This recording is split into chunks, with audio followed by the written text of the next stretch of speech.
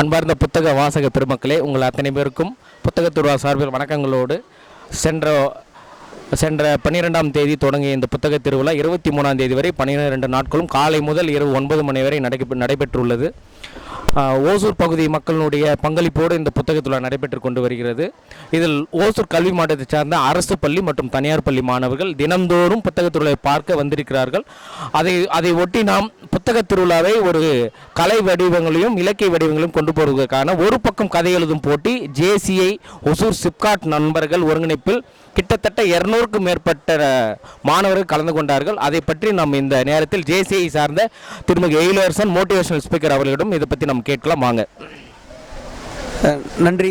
தமிழ்நாடு அறிவியல் இயக்கத்திற்கும் தமிழ்நாடு அரசாங்கத்தின் சார்பில் நடக்கிற 13வது புத்தக திருவிழாவில் அவர்களோடு சேர்ந்து JCI ஒசூர் சிப்காட் கிளை இயக்கத்தை சார்ந்தவர் நாங்கள்லாம் சேர்ந்து அரசு பள்ளி தனியார் பள்ளியை சேர்ந்த பள்ளி மாணவர்களுக்கான ஒரு பக்க கதை போட்டி நடத்துவதற்காக அத்தனை பள்ளிகளுக்கும் சென்று ஊக்கப்படுத்தி 200க்கும் மேற்பட்ட மாணவர்கள் இந்த அரங்கத்தில் வந்து அந்த கதையை எழுதிய போது மிக ஆர்வமாக எழுதியதை கண்டோம். இவர்களுக்கு இவ்வளவு பெரிய எழுத்தார்வம் இருக்கிறது என்பது கூடுதலான எங்களுக்கு மகிழ்ச்சி தந்தது. அதன் பிறகு இந்த முதல் 20 இடங்களை பிடிக்கக்கூடிய மாணவர்களை தேர்ந்தெடுக்கக்கூடிய ஒரு குழுவை அமைத்தோம். அந்த குழுவில் ஒரு 5 பேர் சேர்ந்து அந்த 20 குழந்தைகளை முதலாவதாக வந்திருக்கக்கூடிய குழந்தைகளுக்கு பரிசுகளையும் அவர்களுக்கான தேர்வுகளையும் நடைபெற்றது. அதிலும் சிறப்பாக பங்கெடுத்தோம். அதில் முக்கியமாக அந்த குழுவினுடைய தலைவராக JC விக்னேஷ் அவர்கள் இருந்து அதை ஒருங்கிணைத்து அந்த சிறந்த கதைகளை எழுதியவர்களிடமிருந்து தேர்ந்தெடுக்கப்பட்டிருக்கிறார்கள். அதை பற்றியும் அவர் சொல்ல இருக்கிறார். ஸோ அந்த தேர்வுக்குழுவுக்கும் இந்த நேரத்தில் JCI ஒசூர் சிப்காட் சார்பிலையும் தமிழ்நாடு அறிவியல் இயக்கம் சார்பிலும் தமிழ்நாடு அரசாங்கத்தின் கிருஷ்ணகிரி மாவட்ட நிர்வாகத்தின் சார்பிலும் நன்றியை தெரிவித்துக் கொள்கிறோம். ஒரே ஒரு செய்தி, மாணவர்கள் படிப்பதை மட்டும் நிறுத்திவிடாமல் எழுதுகிற ஆர்வத்தையும் தமிழ்நாடு அறிவியல் இயக்கம் முன்னெடுத்தது என்கிற அதை நாங்களும் பங்கெடுத்திருக்கிறோம் என்பது கூடுதலான மகிழ்ச்சி. அந்த எழுத்துக்களை எல்லாம் அந்தளுடைய வரிகளை எல்லாம் அந்த கதைகளை எல்லாம் படிக்கும் பொழுது நமக்கும் அப்படி ஒரு கதை எழுத வேண்டும் என்கின்ற ஆர்வத்தை தூண்டி இருக்கிறது.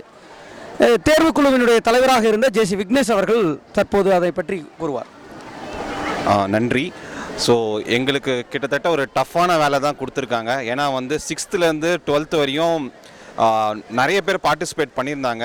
ஸோ எங்களோட க்ரைட்டீரியா எப்படி இருந்ததுன்னா, ஒரு பக்க கதை, அந்த ஒரு பக்கத்தில் உங்களோட கற்பனை கதையை எந்த அளவுக்கு மற்றவங்களுக்கு புரிகிற மாதிரி எழுதியிருக்கீங்க, அந்த கதையில் ஏதாவது கருத்து இருக்குதா. ஸோ இதெல்லாம் ஒரு பெரிய க்ரைட்டீரியாவை தான் வச்சுருந்தோம். நிறைய பேர் நல்லா அட்டெண்ட் பண்ணியிருந்தாங்க. 6th-லேருந்து 12th ஸ்டாண்டர்ட் ஸ்டூடெண்ட்ஸ், இதில் ப்ரைவேட் ஸ்கூல்ஸ், கவர்மெண்ட் ஸ்கூல்ஸ் எல்லாருமே நல்லபடியாக பண்ணியிருந்தாங்க. எங்களுக்கு என்னென்னா, யார் இலக்கண பிள்ளை கம்மியாக நல்ல ஒரு பக்கத்துக்குள்ளார நல்ல கதையை கொடுத்துருக்காங்கன்றதை தேர்ந்தெடுக்க கொஞ்சம் டஃப்பாக தான் இருந்தது. பட் நிறைய பேர் நிறைய கற்பனைகள், சில பேரெல்லாம் டிடெக்டிவ் ஸ்டோரிஸ் எல்லாம் எழுதியிருந்தாங்க. அதுலேருந்து நல்ல ஒரு அவங்களோட ஒரு கற்பனை வளம், ஒரு நல்ல ஒரு சிந்தனையும் கொண்டு வந்திருந்தாங்க. ஸோ ஒரு அறிவுபூர்வமான ஒரு சிந்தனையாக கூட இருந்துச்சு சில கதைகள்லாம் படிக்கும்போது. ஸோ அதில் டாப் 20 தேர்ந்தெடுத்து கொடுத்துருக்கோம். வருகின்ற திங்கட்கிழமை காலையில் ஈவினிங் ஒரு 8 to 9 மணிக்கு இந்த சிறப்பு விருந்தினர் கையால் அந்த மாணவர்களுக்கு அங்கீகாரம் கொடுக்கப்படும், பரிசளிக்கப்படும். ஸோ அதுக்கும் மேலே சில பிளான்லாம் வச்சுருக்கோம். ஸோ அந்த சிறந்த கதைகளை ஒரு புக் மாதிரி பப்ளிஷ் பண்ணலான்ற ஒரு ஐடியா இருக்குது. ஸோ கண்டிப்பாக இவங்களுக்கு இதோட மட்டும் நிறுத்திக்காமல் சில பேர்லாம் நல்லா ஒரு கருத்துக்களோடு சொல்லியிருக்காங்க. அந்த கருத்துக்களும் அவங்க சொந்த வாழ்க்கையிலேயே இம்ப்ளிமெண்ட் பண்ணி மேலும் வளரணுன்றது எங்களோட வேண்டுகோள். மேலும் இந்த வாய்ப்பினை வழங்கிய அறிவியல் இயக்கத்திற்கும் என் மனமார்ந்த நன்றியை தெரிவித்துக் கொள்கிறேன். தொட்டு பார்த்தால் காகிதம், தொடர்ந்து படித்தால் அது ஆயுதம். அந்த வரிகளுக்கு ஏற்ப இந்த ஓசூர் மக்களுடைய ஒவ்வொரு ஆண்டும் இதுக்கான சிறப்பு ஒத்துழைப்பு நல்கின்ற ஓசூர் பகுதி வாழ் மக்களும், பெங்களூருக்கு அருகில் உள்ள மக்களும், கிருஷ்ணகிரி மாவட்டத்தில் உள்ள அனைத்து நண்பர்களும், மற்ற மாவட்டங்களிலிருந்து வந்திருக்கக்கூடிய வாசக பெருமக்களும், உங்கள் அத்தனை பேருக்கும் ஓசூர் புத்தக திருவிழா சார்பில் கிருஷ்ணகிரி மாவட்ட நிர்வாகமும் தமிழ்நாடு அறிவியல் இயக்கம் இணைந்து நடத்தக்கூடிய இந்த 13வது ஓசூர் புத்தக திருவிழா குழுவின் சார்பாக மனமார்ந்த நன்றியும் வாழ்த்துக்களும் தெரிவித்துக் கொள்கிறோம். இப்பொழுது புத்தக அரங்கிற்கு சென்று வந்த அரசு பள்ளி மாணவர்களுடைய அவர்களுடைய எதிர்பார்ப்புகள் பற்றி நாம் இப்போது பார்ப்போம். இதோ வாருங்கள். புக் ஸ்டால் போயிட்டு வந்தீங்களா, உங்களுக்கு என்ன மாதிரி புக்ஸ் பிடிச்சது? இதுக்கு முன்னாடி இந்த புக்ஸ் பார்த்துருக்கீங்களா? எப்படிலாம் இந்த ஸ்டால்ஸ் பண்ணியிருக்காங்க? இதுக்கு பின்னாடிலாம் என்ன உங்களுக்கு வேணும்?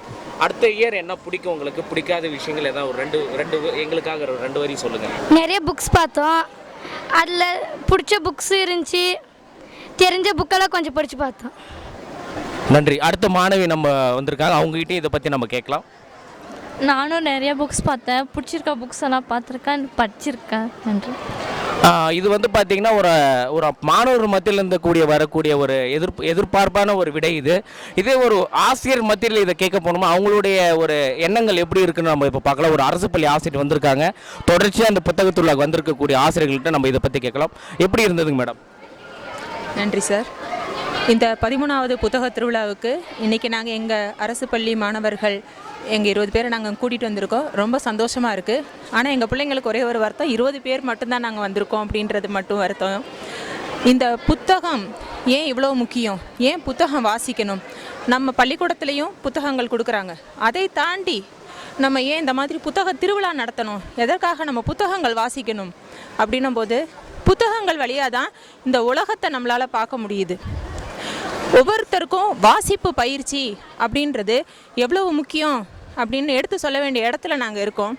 ஸோ குழந்தைங்களுடைய வாசிப்பு திறனை மேம்படுத்தணும் அப்படின்னா புத்தகங்கள் தான் அதுக்கு ஒரே ஒரு வழி. புத்தகங்களில் நிறைய விதவிதமான புத்தகங்கள் இருக்குது. குழந்தைங்களுக்கு பிடிச்சமான சிறுகதைகள், நாவல்கள், புதினங்கள், அவங்களுக்கு இன்னும் நிறைய பிடிக்கக்கூடிய கதைகள் எல்லாம் இருக்குது. இன்றைக்கி எங்கள் குழந்தைங்கள்லாம் பார்த்தாங்க, அதுதான் எடுத்திருக்காங்க. ஏன்னா கூட்டிகிட்டு வந்த குழந்தைங்கள்லாம் சின்ன பிள்ளைங்க, 7வது 8வது 9வது குழந்தைங்க. அவங்க இந்த வயசில் இந்த மாதிரி புத்தகங்கள் வாசிக்கும் போது தான் அவங்களுடைய கற்பனை திறன் நம்மளுக்கு நிறைய கிடைக்கும். இப்போ இந்த புத்தகங்களை எழுதின ஆசிரியர்கள்லாம் யார் அப்படின்னா, சின்ன வயசுலேருந்தே நிறைய பாட புத்தகங்களை தாண்டி செய்தித்தாள்கள், வார இதழ்கள், மாத இதழ்கள் இந்த மாதிரி படித்து வந்தவங்க. நிறைய பாரதியாருடைய கவிதைகள், பாரதிதாசனின் கவிதைகள், இதே மாதிரி இன்னும் நிறைய ஆளுங்க நம்மக்கிட்ட இருக்காங்க. அவங்களுடைய சுஜாதா அவர்களெல்லாம் அறிவியலை, நான் ஒரு அறிவியல் ஆசிரியை, சுஜாதா மூலியமாக தான் நான் அறிவியல் வார்த்தைகள் நிறைய தமிழில் மொழியாக்கம் செய்யப்பட்டு வந்தது சுஜாதாவால் தான். அவரோட நாவல்கள் இப்போ நிறைய அறிவியல் தமிழ் சொற்கள் வந்ததுக்கு காரணம் அவர் தான். இதெல்லாம் நான் தெரிஞ்சுக்கிட்டது அவருடைய புத்தகங்கள் வாயிலாக தான். இதே மாதிரி நிறைய புத்தகங்கள் படிக்கும்போது இந்த உலகத்தில் இன்னும் என்னால் விசாலமாக பார்க்க முடிஞ்சிச்சு. இன்றைக்கி என்னுடைய மாணவர்களுக்கு நான் அதை தான் சொல்கிறேன். புத்தகங்கள் மூலயமா தான் உங்களோட அறிவை மேம்படுத்திக்க முடியும், உங்கள் ஒழுக்கத்தை வளர்த்துக்க முடியும். உங்களோட கற்பனை திறன், உங்களுடைய எழுத்து பயிற்சி, உங்களுடைய வாசிப்பு பயிற்சி, இது எல்லாமே உங்களுடைய புத்தகங்கள் மூலயமா உங்களுக்கு கிடைக்கும். நீங்கள் பாட புத்தகங்கள் தாண்டி இந்த மாதிரி புத்தக திருவிழா நிறைய ஏன் நடத்துகிறாங்க அப்படின்னா, பாட புத்தகங்கள் தாண்டி நீங்கள் புத்தகங்கள் படிக்கணும். புத்தகங்கள் மூலியமாக உங்களோட அறிவை என்ன செய்யணும்? விரிவாக்கணும். எங்களுக்கு அப்புறம் இந்த உலகத்தில் குழந்தைங்க நீங்கள் தான் இந்த உலகத்துடைய தூண்கள்னு சொல்கிறாங்க. ஸோ நீங்கள் புத்தகங்கள் கண்டிப்பாக வாசிக்கணும்னு ஒரு ஆசிரியரை நான் கேட்டுக்கிறேன். நன்றி. ஒரு புத்தக வாசகர்களாகவும் ஒரு பள்ளியினுடைய ஆசிரியராகவும் இருந்து 2 தளங்களிலும் அவர் சில விஷயங்களை நம்மளுக்காக எடுத்து கொடுத்திருக்கிறார். பிக்கினப்பள்ளி மாணவர்களுக்கும் அவர்களை சார்ந்த ஆசிரியர் பெருமக்களுக்கும் தமிழ்நாடு அறிவியலியக்கத்தை சார்ந்த நண்பர்களுக்கும் இந்த நேரத்தில் எங்களுடைய நன்றியை தெரிவிக்கிறோம். ஒளிப்பதிவாளர் நந்தகோபால், கிருஷ்ணகிரி எக்ஸ்பிரஸினுடைய ரிப்போர்ட்டர்களுடன் ஏதோ ஹரிச்சந்திரன் உங்களோடு. நன்றி.